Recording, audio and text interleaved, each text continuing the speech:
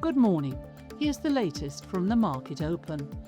The FTSE100 moved lower this morning, down 0.8% at 10,406.44, as investors reacted to renewed geopolitical tensions in the Middle East. In Europe, the CAC 40 edged higher by 0.43%, while the DAX slipped marginally into negative territory.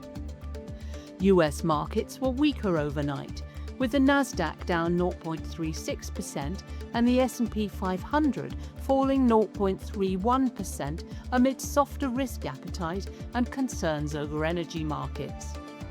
In the headlines, SSE announced accelerated infrastructure spending to support electricity networks and renewable energy expansion as part of the energy transition.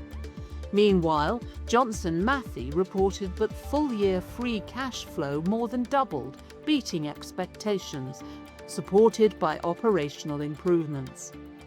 In currencies, sterling weakened against the US dollar, euro, Swiss franc and Japanese yen, while gaining modestly against the Australian dollar.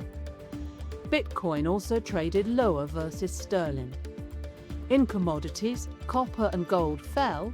Brent crude rose sharply above $94 a barrel as tensions around the Strait of Hormuz continue to support oil prices, while natural gas edged slightly lower.